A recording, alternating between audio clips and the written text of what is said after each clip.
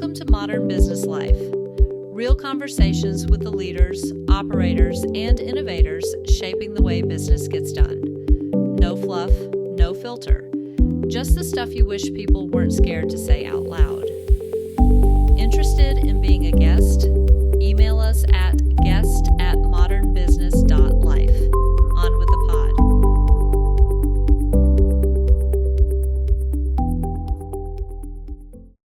Today's guest has spent most of his career in one of the most specialized and unsung corners of the electronics industry, printed circuit boards. The boards that go into fighter jets, medical devices, satellites, and industrial control systems. The ones where failure is genuinely not an option. He's currently the VP of Sales and Marketing at HT Global Circuits, which is a 35-year-old precision PCB manufacturer that serves aerospace, defense, medical, and industrial electronics clients.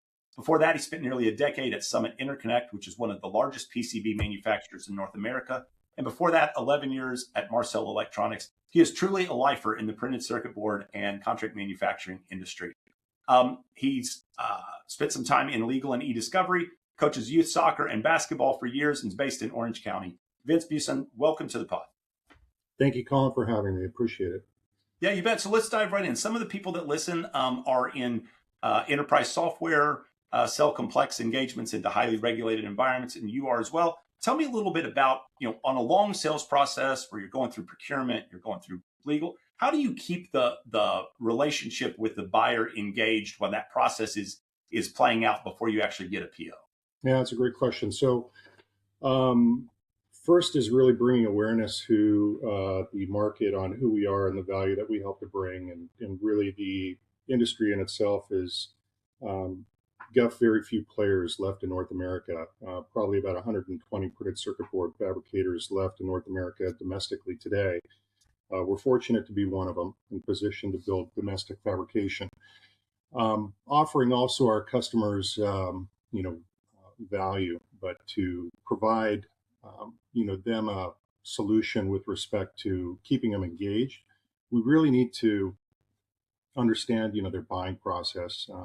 People are looking at a commoditized product, and they're looking at, how can I get what you offer for less? We're looking to be a standalone type of company where we can provide our customers value-added services and build with good responsiveness, good engineering, good development, good technology. It is a longer sales cycle. Nothing is done within the first 3 months, really, of introducing yourself to the company. You often do get customers that may buy immediately, but it's planting the seed and then seeing the fruits of that labor 90 to 120 days out, and keeping that customer engaged, understanding what their buying process is, how much do they spend per year in bare printed circuit board buying, and then breaking that down into projects and programs. Understanding who your customer profile is. Are we dealing directly with a original equipment manufacturer? You mentioned in the beginning, we're working in a lot of different verticals. We work in defense and aerospace. We work in Internet of Things. We work in LED lighting. We work in automotive. We work in medical. We work in a lot of different areas, a lot of different sectors, and they all purchase product in very different clips. So understanding where they're buying, how often they're buying, and what their pain points are. Quite frankly, people buy from those that they know, like, and trust. And it's understanding that they want to know how much you care, not how much you know, but how much you care. You hit on something interesting there about the procurement process and how people sometimes view it as a commodity, even though you certainly know that there's difference in product. Mm-hmm.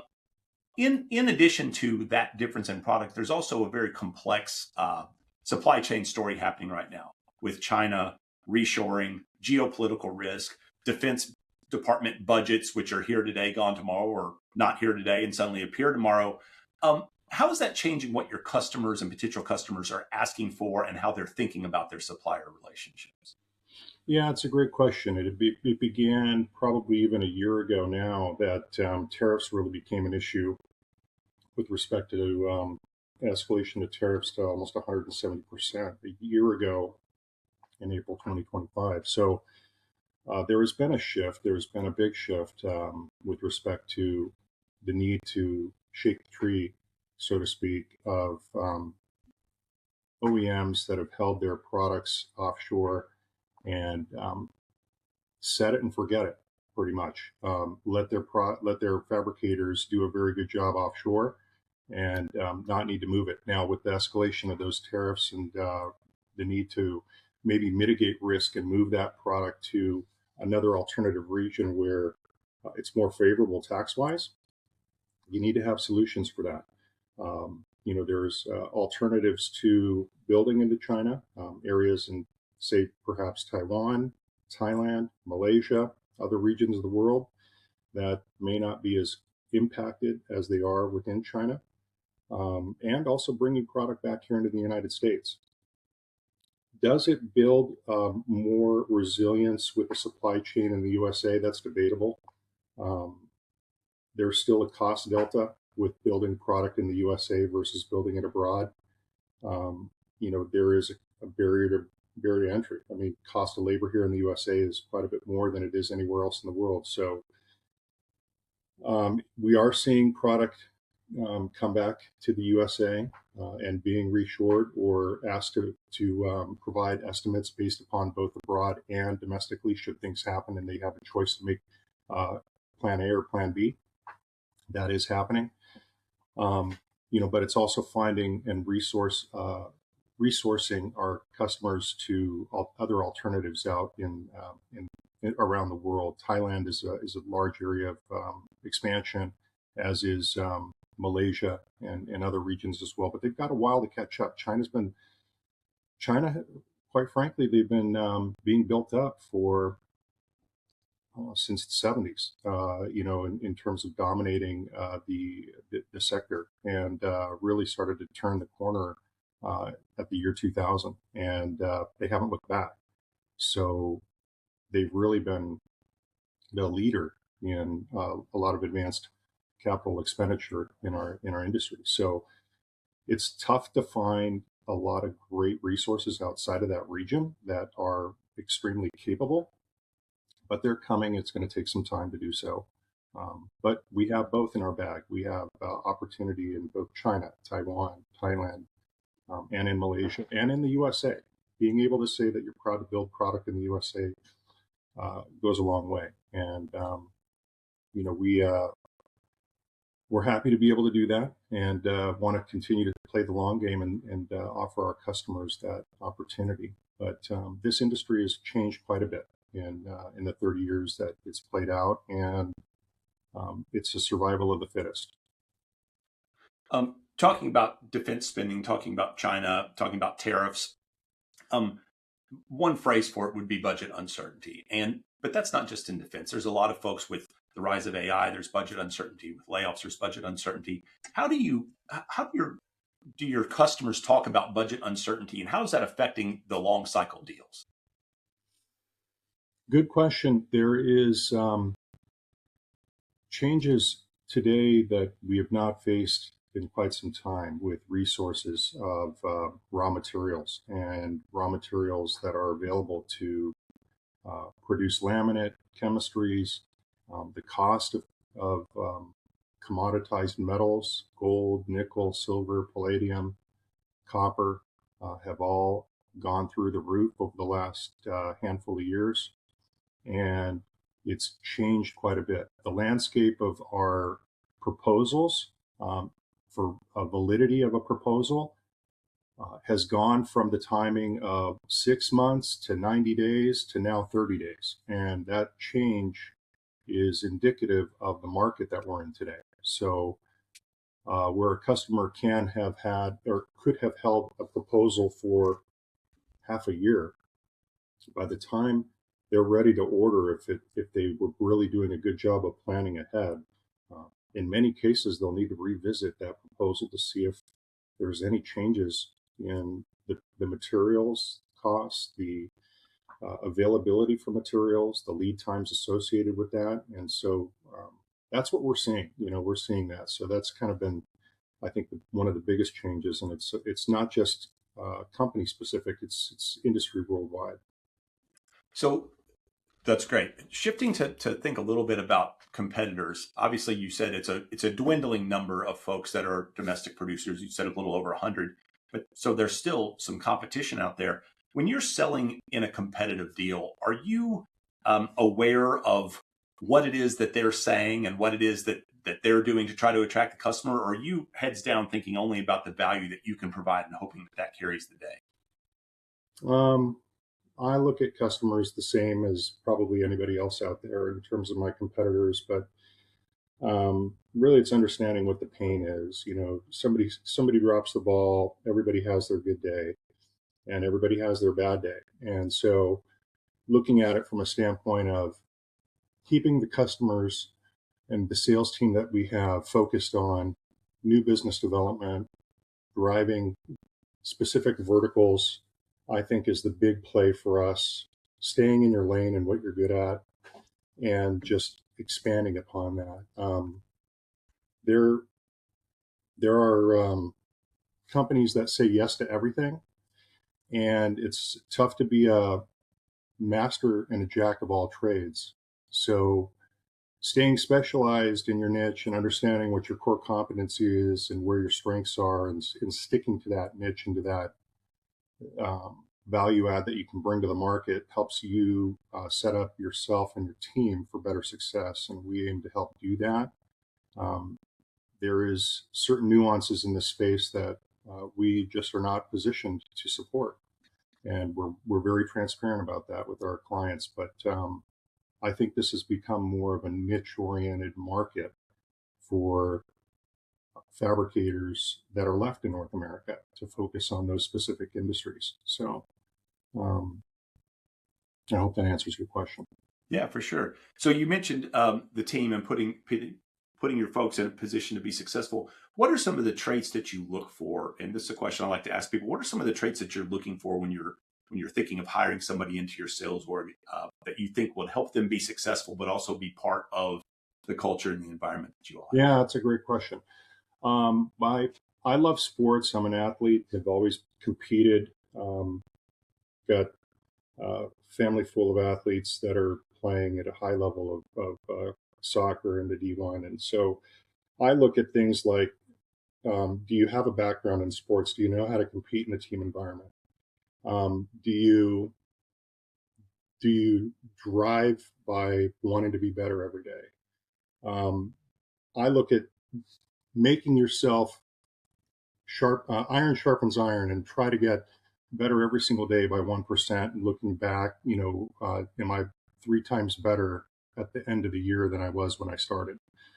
I'm really looking for people that have a hunger, a desire to want to get in front of clients and customers. I don't think gone are the days of face-to-face selling. It's very fortunate that we have this capability and technology today to be able to speak virtually wherever we are in the world today. And the advent of that technology has made that possible. But people will continue to keep buying from those they know, like, and trust. Big relationships and strong relationships are built through interpersonal communication, being able to shake hands with one another, and finding a team member, male or female, that wants to be in this sales environment, that wants to have that hunger and drive to grow, build a territory in millions, tens of millions of dollars of annual revenue, and have that growth and desire to be a hunter. I think one of the biggest skill sets today that's lacking is hunting, being able to know how to hunt, being resourceful. We didn't have LinkedIn. We didn't have websites and search engines and data providers that you could log into and sort in seconds with NAIC codes and all kinds of different things, and AI tools today that is at your fingertips. We have so many resources at our fingertips today, more than we've ever had in the history of mankind. And we can get information that had taken months, if not years or decades to learn, in seconds, and arm our sales team with that information. So part of my effort, I look to build a team that has that savvy, that wants to hunt. I try and load their plate up with really good quality information, enhance it, enrich it, if you will. And, one can still build a great career in this space, in this industry. But hunting, I think, is probably the key trait and competitiveness to build the right kind of culture, a world-class organization selling. And, work on yourself harder than you do on anything else. We're the biggest critics of ourselves. And the, if you can continue to keep working harder on yourself, you're going to help not only in your own personal life, but in your professional career as well. Agreed. So this is great. Just a couple more questions, and they're linked together. The first one I'll ask is, if you think back, I mean, you've been in the industry for almost 30 years. You've been an individual sales maker that's had great results, been a sales leader. If you think back 10, 20, maybe all 30 years, what's a piece of advice that you would tell yourself, or that you might tell somebody even getting into the industry now, even though it's changed? What's something you wish you knew, or that somebody should know if they want to be a B2B salesperson? Great question. It's not how much you know, it's how much people know that you care about what their problems are that you're looking to solve. There are a handful of things that people can say 100 different ways in terms of an objection. If you understand what the answer is to those limited number of objections that are said in 100 different ways, and have a honest, direct conversation with people, you're going to have a lot of success. You have to stay consistent. You have to stay persistent. You can never give up. I think in terms of understanding people, uh, it's a relationship business. Sales is all interpersonal communication and building relationships with one another, and building that level of trust, and how quickly and well enabled you are to build and hold trust with people will directly influence and correlate to how well you have staying power in the vertical or the industry that you're in. And bring you joy too. I think the joy that comes with building those relationships helps keep people in the game for a lot longer as well. So you need to enjoy what you do. You need to embrace it, and I think the more capable you are of valuing others' um, feedback and listening more than you are speaking, it's easy to talk your way out of a deal. So speak 20%, listen 80%, and continue to keep growing, as an individual. That's great. And so one last question, and you've said some things that I agree with completely. We've never had more data at our disposal more quickly. And not just the data, but the ability to synthesize, like, what does this mean? What do I do with it? I also agree with you that I say to people, like, get out from behind Zoom and get in the room. Being in person matters. But with those things and AI and changing markets in mind, what does sales look like in 10 years, 5 years, in 2 years? What does it look like to actually be a successful salesperson in a world that is changing so rapidly? Great question. I think you're still going to need people to be able to do the interface to build that one-to-one relationship with someone. Are they going to have more tools at their disposal? Yes, they will. Are they going to be more savvy than they are today? Hopefully so. There's a lot more automations that are coming, and that people are embracing. But at the end of the day, the cycle of business, the transactive nature of business, people still need to engage with a one-to-one relationship, and continue to keep embracing that. Um, those that embrace the technology and use it to their advantage, and are able to grow and be more marketable in the space. Those that choose not to and ignore it and want to continue to stay old school and try and develop skill sets or provide themselves with information without using those resources, they're going to have a harder time. So, in my estimation, I think 2 years from now, 5 years from now, 10 years from now, um, that lots of change is going to happen. There'll probably be about 40, 50 circuit board companies left in America in about 10 years.